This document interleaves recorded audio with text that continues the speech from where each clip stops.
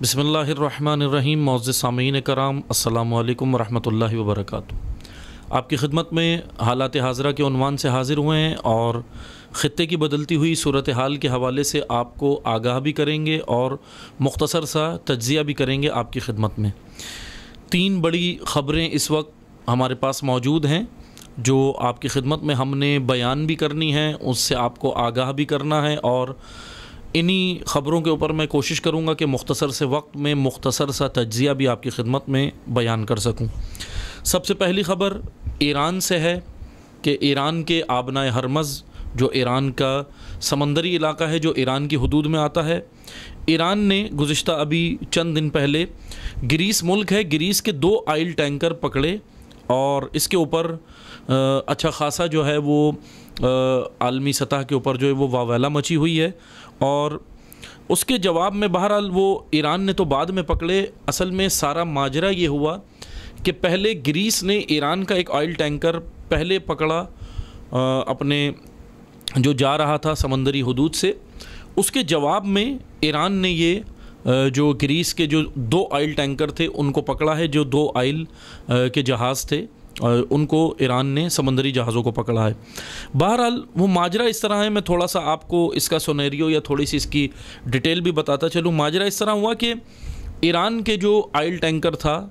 ईरानी ज़राए के मुताबिक जो न्यूज़ हम तक पहुँची है, जो बताया गया वो ये था कि ईरान का जो ऑयल टैंकर था वो जा रहा था समंदरी हदूद से और उनका कोई टेक्निकल मसला आया जहाज़ के अंदर। जो तेल लेकर जा रहा था जहाज़, टेक्निकल मसला था उस जहाज़ के अंदर। उसके लिए ग्रीस के जो वहाँ पे जो सिस्टम होता है लंगर अंदाज होने के लिए, उन्होंने वहाँ पे ख़बर भी दी और बताया कि भाई हमारा जहाज़ जो है वो यहाँ पर ख़राब हो रहा है या कोई टेक्निकल प्रॉब्लम है तो हम यहाँ पर लंगर अंदाज होंगे। बहरहाल ग्रीस ने अपने आगे जो सिस्टम था मुल्की सतह पे या बाकी जो अंदर और जो सिस्टम होता है सरकारी सतह पे, वहाँ पे ग्रीस ने जो है वो आगाह नहीं किया ये क्या मसला हुआ। तो उधर ईरान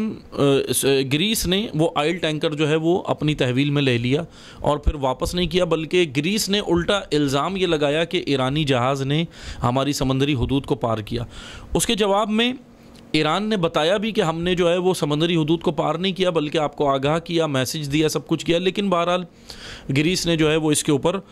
ईरान की बात को झुटलाया और कहा कि ऐसा कुछ नहीं हुआ। लेकिन फिर उसके जवाब में ईरान ने कुछ ही दिन बाद, ग़ालिबन 2 से 4 दिन बाद ही ग्रीस के 1 के बजाय 2 ऑयल टैंकर को पकड़ा। बहरहाल सूरत हाल ये है कि ज़ाहिरी तौर पर जो हमें पस मंज़र नज़र आ रहा है वो तो कुछ और है, ज़ाहिरी तौर पे जो पेश मंज़र है वो कुछ और है, लेकिन पस मंज़र असल में ये है कि ग्रीस और स्विट्ज़रलैंड, असल में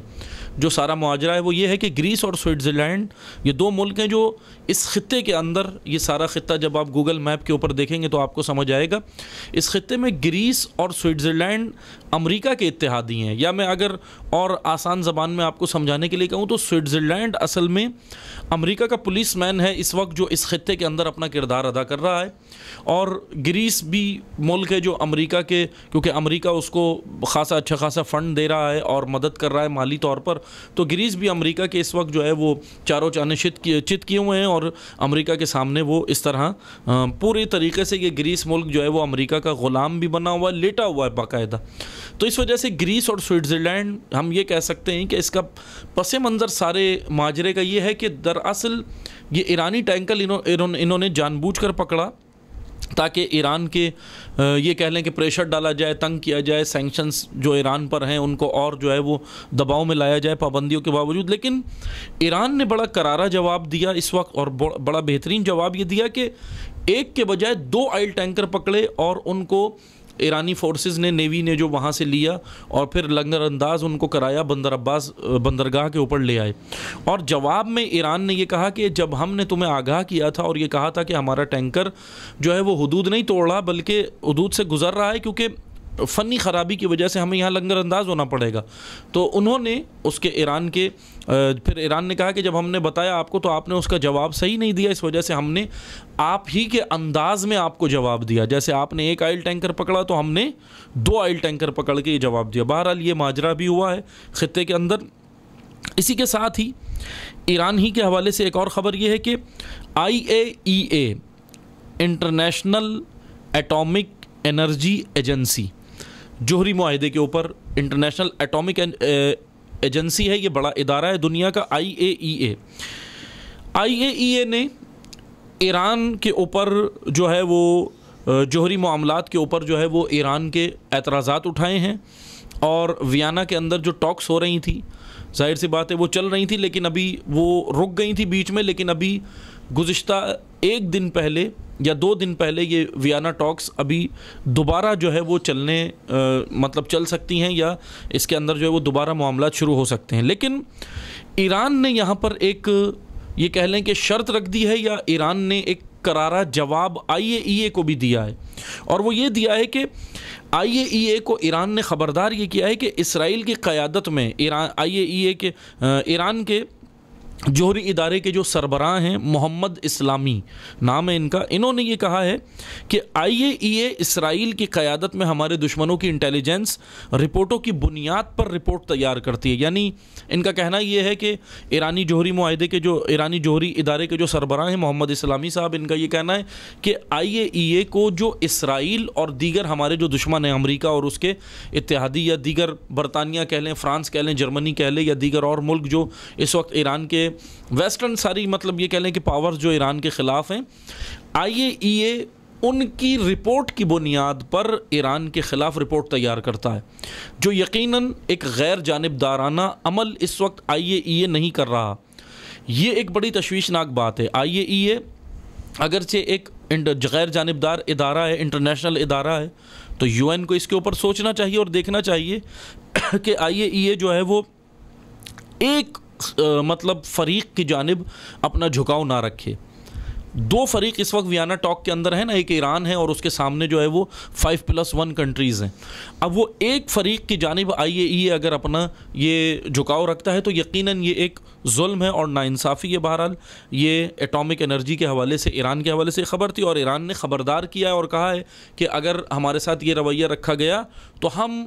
इस टॉक के अंदर बैठेंगे नहीं, कोई बात आगे फिर करने के लिए हम तैयार नहीं होंगे, और हमारी जितनी भी इंटेलिजेंस रिपोर्ट हैं वो इसराइल तक कैसे पहुंचती हैं। IAEA से बाकायदा एप्लीकेशन के अंदर जो ख़त लिखा है ईरान ने, उसके अंदर ये IAEA को कहा है कि हमारी आप लोग आके हमारे मुल्क में अंदर खुफिया जो हमारे मुआहदे हैं या जो भी हैं जो काम चल रहे हैं उसके कैमरे लगे हुए हैं IAEA की जानिब से, उसकी आप रिपोर्टें इसराइल तक कैसे पहुंचती हैं, इसराइली एजेंसी कैसे काम कर रही है। तो यकीनन ये एक बड़ी तशवीशनाक बात है कि IAEA गैर जानिबदार नहीं है, बल्कि एक तरफ अपना झुकाव रख रहा है जो यकीनन आलमी लॉ, इंटरनेशनल लॉ के ख़िलाफ़ है। दूसरी जानिब मैं आपको ख़बर देता चलूँ पाकिस्तान के हवाले से है कि म्यांमार मुल्क सब जानते हैं, कुछ अरसा पहले, चंद साल पहले, ये वही जगह है म्यांमार जहाँ पर बर्मा है। बर्मा कोई नहीं भूला अभी तक। बर्मा ये वो जगह है कि जहाँ पर मुसलमानों को शदीद बर्बरियत के साथ कत्ल किया गया, बहुत ज़्यादा कत्ल आम वहाँ पर हुआ, और पूरी दुनिया जिसके ऊपर खामोश थी। चंद साल पहले ये वाक़या हुआ था म्यांमार के अंदर, बर्मा के अंदर। वही मुल्क है म्यांमार। पाकिस्तान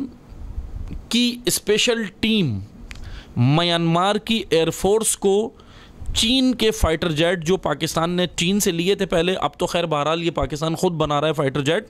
चीन के जो फ़ाइटर जेट थे JF-17 उड़ाने की तरबियत पाकिस्तान की स्पेशल टीम म्यांमार की एयरफोर्स को दे रही है, एयरफोर्स को तैयार कर रही है। स्पेशल टीम म्यांमार पाकिस्तान की पहुंच चुकी है। म्यांमार ने आसमान से ज़मीन पर मार करने वाली मिज़ाइलें भी पाकिस्तान से ख़रीदनी हैं, ये भी मुआहिदा हुआ है, और म्यांमार ये अहम तरीन मिज़ाइलें पाकिस्तान से ख़रीदने जा रहा है। गुज़िश्ता महीने जो मई का महीना गुजरा है उसमें पाकिस्तान म्यांमार को JF-17 इस तैयारे के पुर्ज़े भी बेच चुका है। बहरहाल ये एक बड़ी तशवीशनाक बात है। एक ऐसा मुल्क जो खुले आम मुसलमानों का दुश्मन है,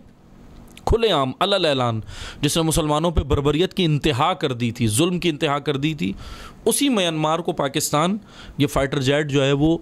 उसकी स्पेशल टीम पाकिस्तान की वहाँ पहुँची है, उनकी एयरफोर्स को तैयार करने के लिए, ट्रेनिंग देने के लिए। यकीनन ये कह लें कि ये दुरुस्त फ़ैसला नहीं है, राय सबकी अलग अलग हो सकती है, लेकिन बहरहाल हमारी राय के मुताबिक ये दुरुस्त फ़ैसला नहीं है, क्योंकि जाहिर सी बात है कि म्यांमार की एयरफोर्स अगर मजबूत होगी तो किसके ऊपर हमला करेगी, किसको अपना निशाना बनाएगी। मुसलमान दुश्मन ताकत है और वो पूरी दुनिया जानती है कि ये अपनी ये पावर किसके ख़िलाफ़ इस्तेमाल करेगी, उम्मत इस्लामिया के ख़िलाफ़ इस्तेमाल करेगी, चाहे मुसलमान जहाँ भी बसते हों।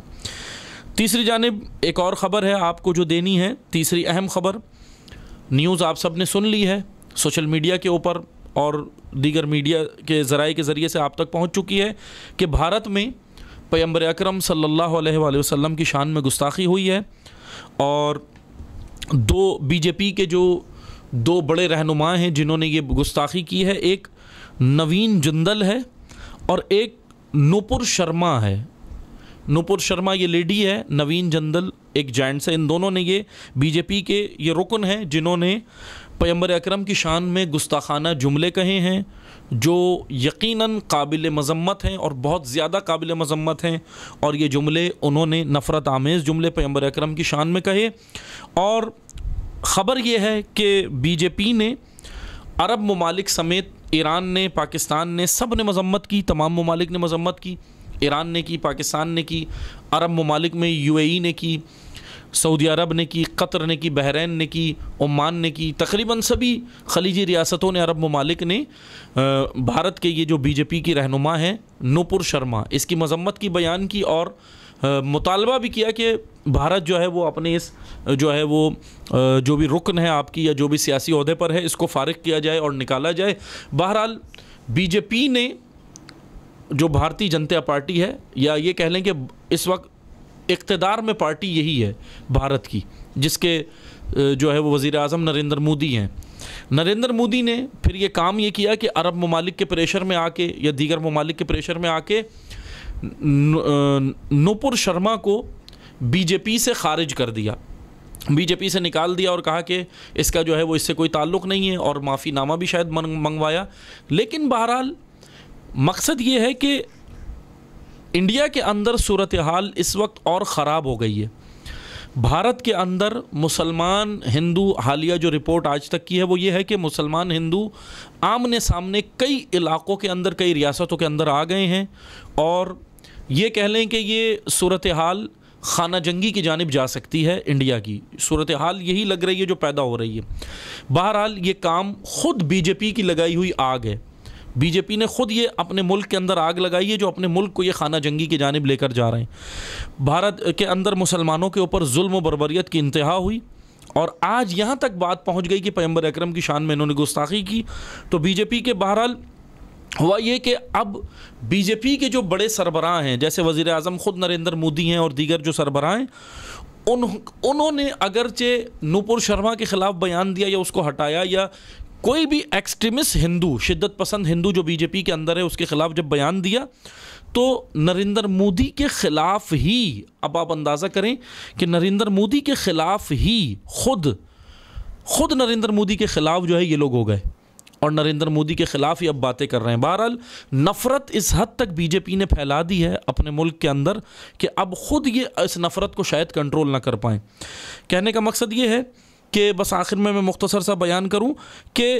क्या सवाल ये बनता है, अरब ममालिक ने बाइकआउट कर दिया, अरब ममालिक ने शोर मचाया और कहा कि अभी हालिया न्यूज़ ये है आज तक की कि UAE ने अपने बहुत सारे मार्ट के अंदर से ज़ाहिरी तौर पे भारत की जो जितने भी प्रोडक्ट थी उनको निकालना शुरू किया है। लेकिन ये राह हल, क्या ये राह हल है? क्या इतना करना काफ़ी है? बहरहाल मैं आपको एक और नुक्ता बयान करता चलूँ कि इससे ज़्यादा बढ़कर अरब ममालिक और मुसलमान ममालिक क्या कर सकते हैं भारत के साथ, वो मैं बयान करता हूँ। भारत के साथ सऊदी इंपोर्ट इस वक्त $6.25 बिलियन सालाना है, इंपोर्ट सिर्फ, और सऊदीया से एक्सपोर्ट जो तेल भारत कर रहा है ख़ुद अपने मुल्क के अंदर $20.84 बिलियन, 20.84 बिलियन तेल भारत ले रहा है। बहुत बड़ी मकदार में सऊदीया का तेल ले रहा है। दूसरी जानिब मिस्र और भारत की 27 बिलियन रुपीस की जो है वो आपस में जो है वो सालाना जो है वो इंडियन रुपीस के मुताबिक 27 बिलियन इंडियन रुपीस के मुताबिक सालाना जो है वो बिज़नेस है भारत और मिस्र का। इराक़ 34 अरब रुपए भारतीय रुपीस के मुताबिक जो है वो सालाना बिजनेस कर रहा है इंडिया के साथ। ईरान 12 अरब रुपए इंडियन रुपीस के मुताबिक अपने जो है वो सालाना बिजनेस कर रहा है। पाकिस्तान का इंपोर्ट एक्सपोर्ट जो भारत के साथ चल रहा है 4 अरब भारतीय रुपीस सालाना चल रहा है। सवाल ये बनता है, सिर्फ यही ममालिक, अरबी ममालिक, ईरान, पाकिस्तान और ये जितने ममालिक हैं, अगर ये सिर्फ अपना ये बिजनेस भारत के साथ रोक दें, सिर्फ ये बिजनेस इस वक्त, क्योंकि भारत सिर्फ ये एक नूपुर शर्मा का ही मसला नहीं है, भारत के अंदर मुसलमानों की क्या हालत है। अगर ये खलीजी रियासतें सिर्फ भारत के साथ, इंडिया के साथ अपना ये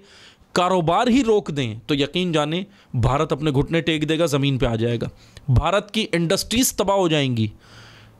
जितनी ज़रूरत भारत को इस वक्त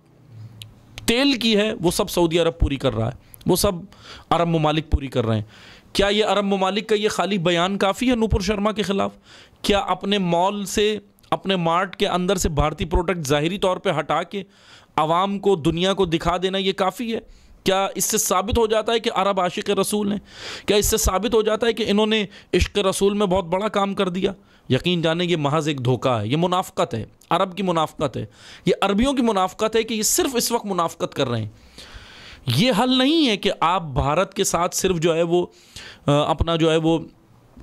एक मजम्मती बयान दे दो, एक रुकन पार्लियामेंट को वहाँ से हटवा दो, इस्तीफ़ा दिलवा दो, या उनकी पार्टी की नूपुर शर्मा को वहाँ से इस्तीफ़ा दिलवा दो। ये हल नहीं है।